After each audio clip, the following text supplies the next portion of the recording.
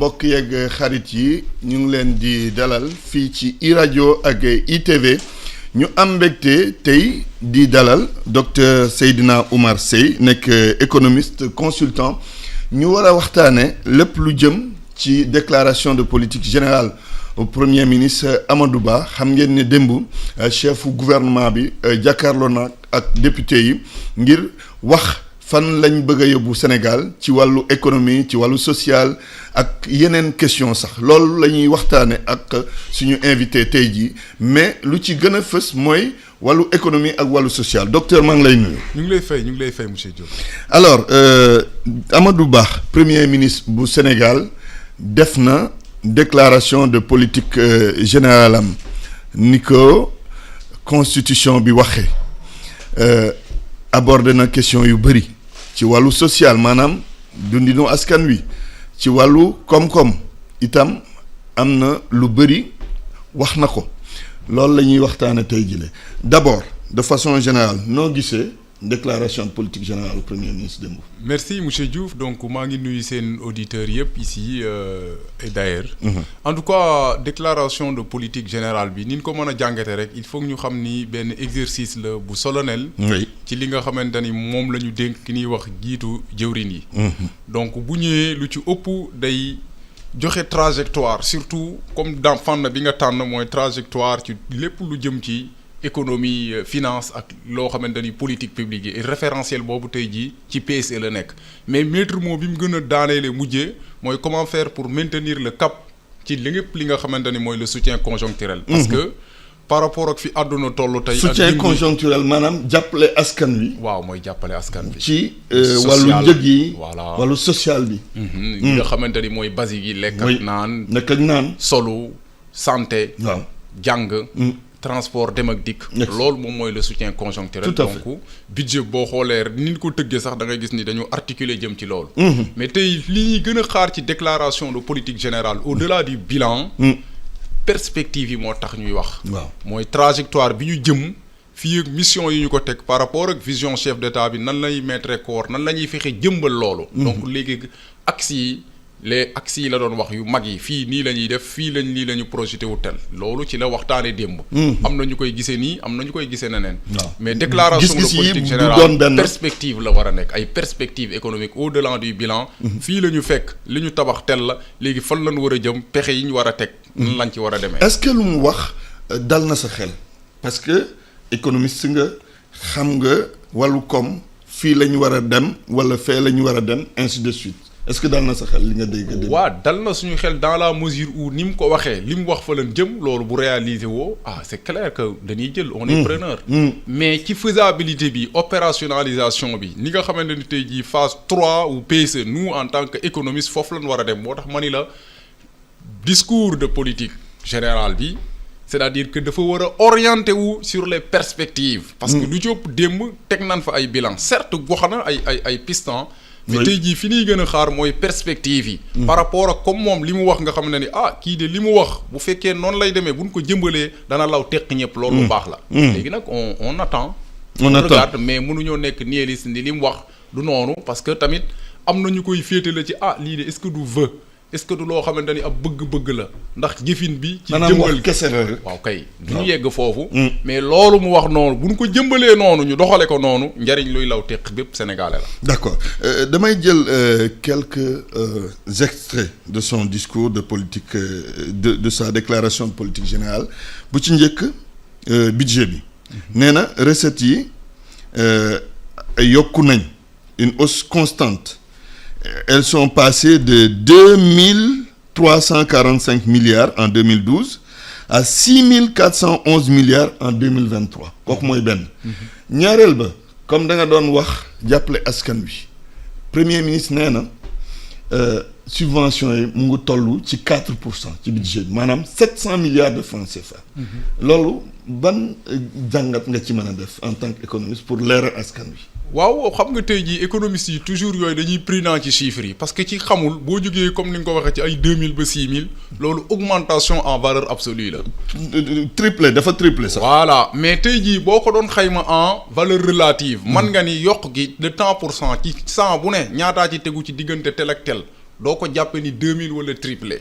di nga gis ni par rapport ak tey jii li nga xamante ni moom lañ warloo askan bi ak tey boo xoolee ci 12 ans on a mobilisé plus de 40 000 milliards c'est très normal. ñu jógee fii dem fee.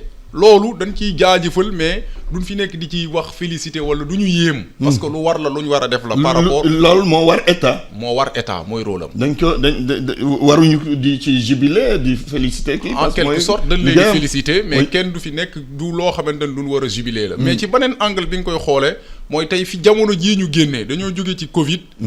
dikkaat ci xew-xew jamono mu yenn conflit am dañuy conjoncture yi am bépp dëkk boo xamante ni defoo le soutien conjoncturel lu ñuy defe nga xam ni résilience dikkandiku goo xamante ni tey boo demul ci social bi perturbation yamay am dana nësaxal yenn pan économie yëpp donc état yëpp yoo xamante ni boo deful loolu doo survivre maintenant beneen élément bi nag bu fekkee da ngay continuer di subventionner est-ce que équilibre macroéconomique yeneen bànqaas yeneen yi nga xamante ne dalaa war ndax tey jii doo nësaxal loolu ndax di nga dem ba benn moment doone foofu xaalis boobu ngay joxee neneen am na fu muy jógee waaw yu ci ëpp da ngay dugal xaalis te du génnewaat xaalis voilà léegi alors que bu dee investissement da ngay dugal mu jural la leen parce que dafa am ay sëy yoo xamante ni bu ñuy xool équilibre yi fii kat mën ngaa def subventionné à hauteur de tant pour cent parce que bu ñu xoolee ci norme ak sëy communautaires yi par rapport ak tel lépp lu nga xamante ni tey jii mooy assainissement lépp li nga xamante ni mooy tax économie jaar yoon ba ci ñi koy saytu.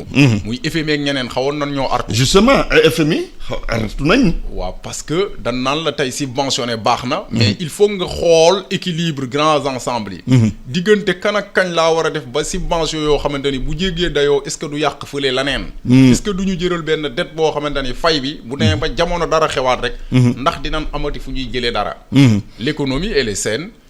am nan ay performance économique parce que c'est très normal tamit encore une fois loolu c'est à saluer parce que bi ñu demee bi nga xamante ni dugal nañ PAP 2A yenn tey jii ay PAP 2A mu annoncé waat PAP 3 waaw parce que PAP 4 waaw parce que yooyu loolu naa ci ñëw mais ñu ñëwee ci PAP 2A bi PAP 2A bi tey jii benn vision économique la boo xamante ni dañ ko tëgg ci le référentiel économique ñu tuddee ko le plan Sénégal émergent loolu moo jur tey jii économie yooyu ngay wax ñuy jóge ci ci ressources yi ci recettes yi yëpp di yokk parce que c'est une vision boo xamante ni commencé noo jël fruit mais tey jii déclaration de politique bi man fu ma doon gën a xaare daf ci def ay annonce mais nan la ñuy taxawee ci PAP 3 boobu ngay wax moom mooy troisième phase u PSE ci perspective yi bu ñu demee ba recettes yi gën a yokk bu ñu demee ba xaalisu pétrole ak gaz di dugg nan lañ ciy taxawee en telle enseigne que tey jii kat amoon nañ ci benn presque 12 ans 40 000 milliards encore une fois def nañ ci lii loolu c'est politique ku nekk xam na ku nekk yaa ciy def selon sa échelle de notation ndax moyen lan am est-ce que am nañ lu rëy wala defuñu fi lii mais liñ mën a xam mooy tey jii bu ñu ñëwee ci troisième phase bi ba nga xam ne ni am nañ ay recettes ak ay ressources additionnelles par rapport ak li fi nekkoon nan la ñuy demalaat ci action yoo xam ne ni mbay mi ñoŋ yenn éléments yi ngay xam ñuy wax nii yépp lii kat dañoo war a jógee phase u dëkkandiku dem ci ab pays émergent te loolu mu ngi ci trajectoire macroéconomique yi mu ngi ci PSE bi mu ngi ci phase 3 bi mais dans l'opérationnalisation ci jëmbal bi ci jëfin gi question de management la. très bien management stratégique bi baax na. mais ci management opérationnel bi mooy ñi ñuy dénk ak lu politique. foofu la problème bi nekk foofu la problème bi nekk léegi dama bëgg ñu commenter lii endettement au Sénégal le taux d'endettement premier ministre nee na c'est un taux d'endettement modéré il dit l'endettement c'est pour l'investissement n'est-ce pas. moom la déjà FMI bëgg. mu yokk ci Sénégal réew mu am barke la. mais réew mu tuuti la communauté internationale fait confiance au Sénégal nee na Sénégal am na cadre macroéconomique bu sell maanaam un cadre économique sain on travaille pour améliorer les recettes premier ministre moo ko wax dépense train de vie de l'État baisse na de 12 milliards en 2011 on est passé à 8 milliards ambition Sénégal mooy doubler budget bi en 5 ans maanaam tey ñu ngi ci 6 000 nangam milliards. donc en 5 ans war nañ yegg ci 12 000 milliards. ba pare taux de croissance bu Sénégal bëgg mooy 10.5. loolu yëpp boo ko doon commentaire ci xayma. ci lu mën a nekk la parce que xam nga économie yëpp booy def ci prospective maanaam bu ñuy xayma. di dàq fii ak tel lii bu ñëwee bu ñu jëmbalee technique bi bu ñu tegee pexe yi. lii nga xamante ni mooy cadre macroéconomique parce que loolu yëpp dañoo koo calé ci bu nga xamante ni tey jii bu ñuy ñëw fii ak ay at bu fàtte ni lépp luy jëm ci loo xamante ni li économie daan dundee. instant yi pétrole ak gaz amagun ci mais fii ak i at yooyu day dikk. donc budget bi bu ñu defee li ñu war a def. c'est-à-dire si on a une utilisation optimale de l'ensemble de nos ressources et recettes mën nañoo dem ba tabax budget boo xam ne ni comme li nga wax fii ak 5 ans parce que ay xayma la ci lu wër 12 000 milliards. waaw ba pare dinañ am taux de croissance à 2 chiffres mooy 10 jëm kaw léegi nag ci kaw loolu léegi ñu ngi ci 6 yeeg jàpp 7 yeeg. waaw Covid ba sax tax ñu yegguñu sax ci benn taux bi. waaw parce que comme ni ñu ko waxee nii am nan benn cadre am na le climat des affaires am na tey jii Sénégal benn dëkk la moom dañuy vitrine de démocratie la am na benn paix sociale boo xam ne tant que ñu ngi koy fexe di maintenir à ce que tey jii le climat social tout ce qui est les syndicats tout ce qui est la politique nga xam ne am nan stabilité boo xam ne dañuy capter l'investissement direct étranger. fexe ba tey jii investisseur bépp boo xamante ni Sénégal enrangé na dina ñëw par rapport ak yeneen yoo xamante ni day jóge ci lii ñu nar a jëm yooyu noonu ñu wax yépp mën naa ne mais day kaw tegu ci kaw li nga xamante ni tey jii moom lañ war a def tant ci économie mooy ci téye bu sell ci yenn yoo xamante ni tamit du ñu dem ci ay folie ci investissement boobu ngay wax par rapport ak dette bi parce que tey la dette comme ni mu ko waxee loolu ab débat la pour économistes yëpp tey bu fekkee dañuy abbi ji mais dañ koy dugal ci luy jur xaalis. maanaam investissement. mooy investissement exact. donc tey jii dette bi dëkk yi ëpp doole amuñu problème mu dette États-Unis wala yeneen dëkk ñooñu ëpp fopp lu ñuy leb. ci lu mais tey jii dette boobu dañ koy dugal ci investissement ci luy tabax xaalis ci luy jur koom ci luy absorber main d'œuvre ci luy lutter contre l'emploi des jeunes. te loolu tamit bokk na ci perspective trajectoire yi muy wax. yaa wax emploi ñu wax ci emploi secteur privé par exemple.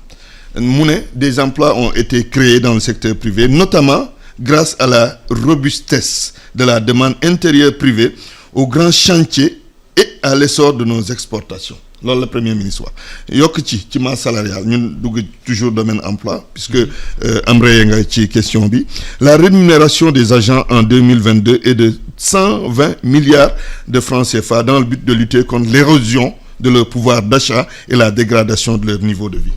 waaw xam nga loolu toujours moom la ñuy wax.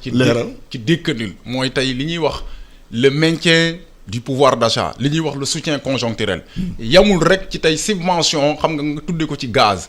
mais lépp kuy salarié wala kuy fonctionnaire wala tel war nañu fexe ba li ngay am ñu fexe nan la ñuy yokkee salaire yi comme njëg yi yokk na ci àdduna ñooñu mën koo dékku mooy résilience. loolu état da koy def. day accompagner day duggaat ci subvention bi ngay wax. mais su fekkee c'est dafay nekk à outrance.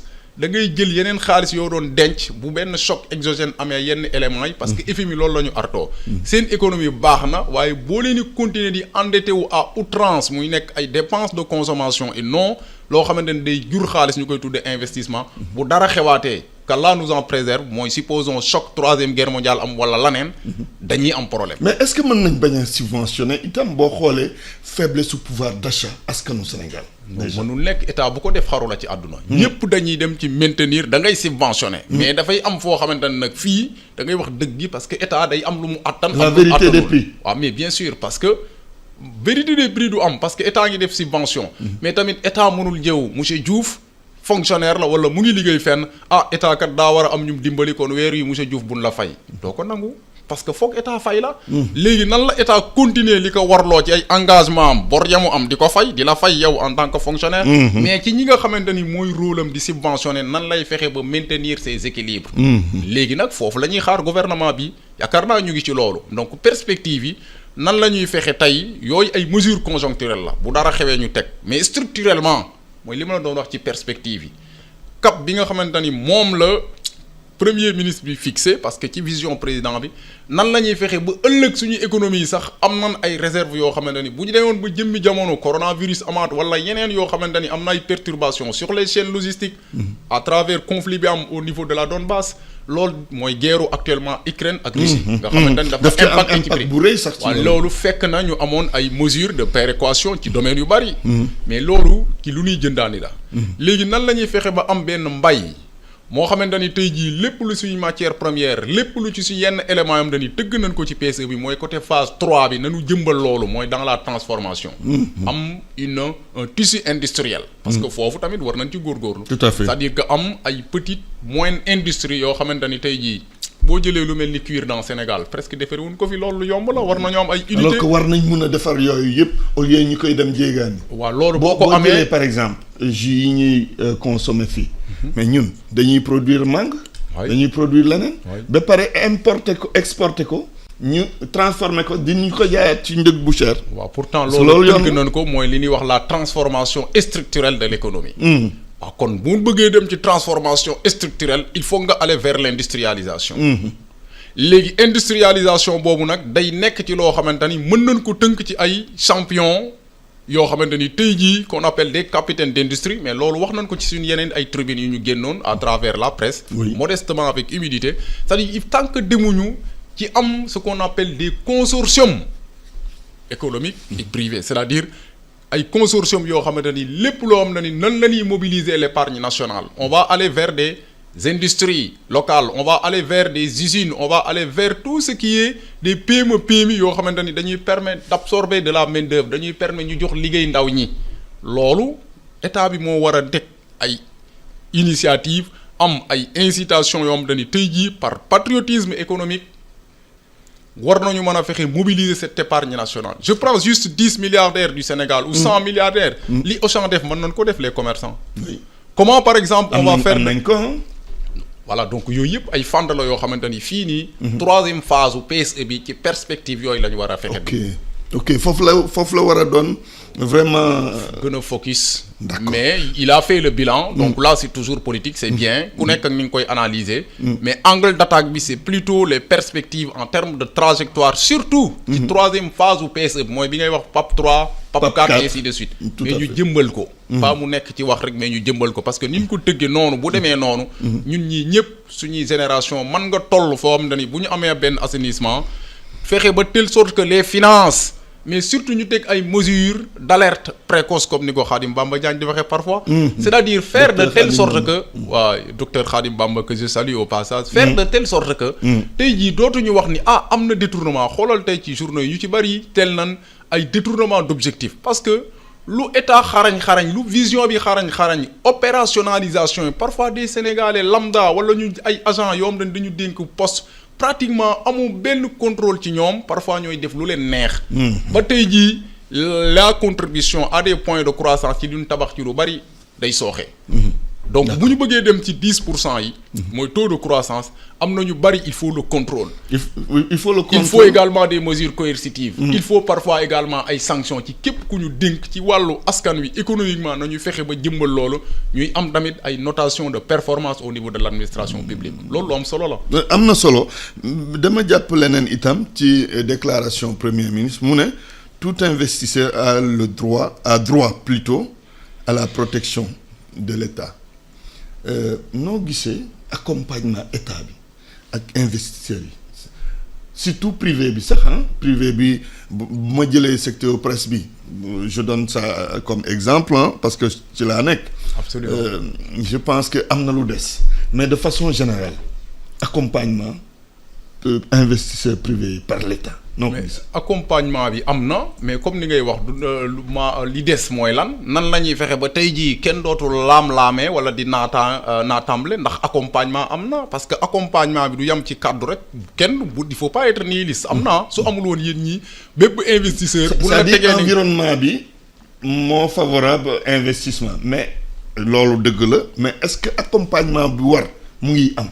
mais man je pourrais vous dire que maanaam je ne saurais pas vous dire que accompagnement bi daal ci li mën a constater am na fuy sooxe mais surtout accompagnement pour ñan ban investisseur est-ce que l'investisseur sénégalais ou tout simplement Diagne wala wala keneen ki nga xamante ne tey jii bu fekkee tamit mais loolu li koy tabaxaat mooy lan mënoo ñëw de manière epsilon monsieur Diouf ñëw na am na benn demi-milliard wala tel après di wax accompagnement de l'État il faut que tamit le consortium économique bi may wax noonu mooy investisseurs yooyu mooy les champions nationaux épargne nationale bi monsieur Diouf milliardaire la kaneen ak kaneen ñu booloo def say bu dëgër am ay entité am ay entreprises yu mag yoo xamante ni non seulement dinañ mën a soumissionner mais di gagner ci commande publique bi mais parfois tamit da ngay gis nationaux yi di casse bu ñu waree investir lépp li ñuy soxla matériellement duñ ko mane.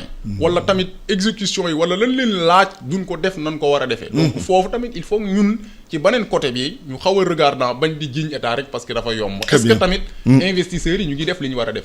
tout à fait au-delà de tout. l'état daf leen a war a accompagner de manière optimale. parce que tant que ñu ngi am ay champions nationaux. xaalis bi day desaat ci Sénégal. très bien léegi laaj bu mujj bi jàpp nga ne premier ministre lu mu wax c'est réalisable surtout au plan social pour jeexal. bien sûr c'est faisable. c'est faisable. c'est faisable. mën nañ ko def dans la mesure du possible. jàppale askan wi gën ko jàppale. non loolu mooy war. loolu surtout sax ñu ngi dem ci exploitation pétrole ak gaz. dara lu extraordinaire amu ci jàppale askan bi. état yëpp seen rôle la. maanaam waaw mooy jàppale loolu askan mais bi mais c'est que nag état yi duñ ci doxale noonu. non maanaam ku ko deful tamit yaa ngi koy def. yaa ngi à fay des risques et périls. oui li war mooy jàppale askan bi suñu defee li war a def. suñu trajectoire économique mënoo ñëw ni environnement bi ñu def la satisfait yi ñu ni FMI lépp baax na te mënoo jàppale sa askan. loolu c'est problème c'est contradictoire. très bien jërëjëf docteur. merci docteur Seydina Oumar Seye. Merci. économiste consultant moo nekkoon invité matinalu iRadio ak ITV ñu ngi lay gërëm di la sant. maa ngi leen di jaajëfal. jërëjëf ci leeral yi nga indi fii ci iRadio ak ITV yéen téléspectateurs yeeg auditeurs yi ñu ngi leen di gërëm di leen sant jërë ngeen jëf.